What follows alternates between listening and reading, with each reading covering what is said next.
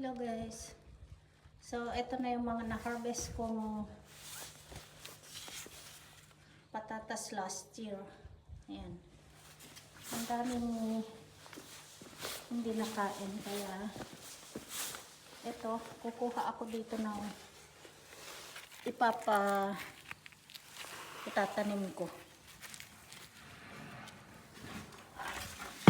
Ilagay natin dito guys. Tamang-tama mga nakatubo na. Ayan. So itong magaganda ang kunin ko ng itanim. So taniman na naman ng patatas. Ayan.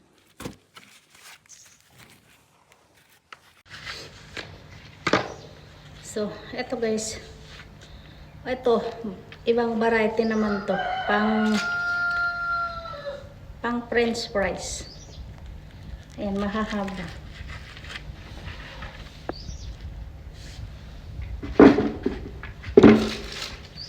So, piliin natin tong mga pangtanim natin. So, magtatanim na ako ng mga patatas. Ito naman yung mga bilog. Ayan guys. Oh. Ang dami. So, ito yung mga itatanim. Itatanim ko ngayon. Mga na-harvest ko last year na hindi nakain. Ayan, ang gaganda ng tubo. Tapos dito naman sa banda rito, gusto ko tong variety na to, masarap. Ayan. Kaya lang, maliliit na lang tong natira. So, isipirit din natin. Para alam natin kung anong variety yung mga itatanim.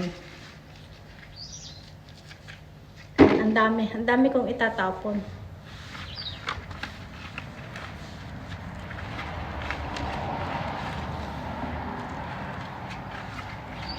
So, piliin na lang guys.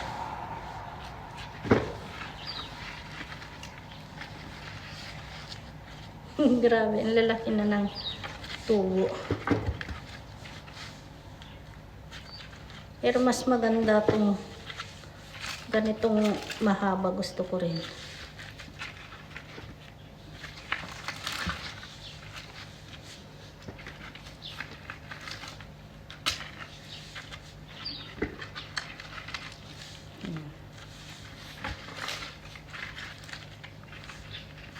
Ang gaganda ng tubo guys. Oh. Tapos ito dito naman, ibang variety ito. Bilog siya. Na creamy itong patatas nito. Piliin natin yung hindi gaanong kulubot para maganda yung nagiging laman. So hindi ko na to ikakat. Yung iba kasi pinakat pa nila. Pero sa akin marami naman akong sobrang patatas kaya hindi ko na lang siya ikakat.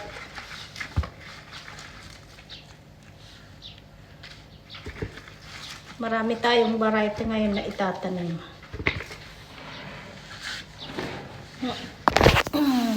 Buhay dito sa Hokkaido, sa mga nag-iisnong lugar, kailangan may mga pang-stock kang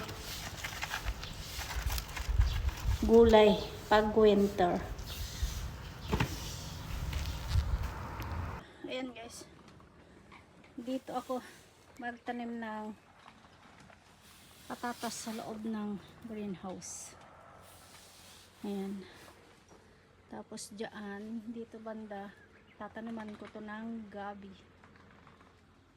Saka onion leeks.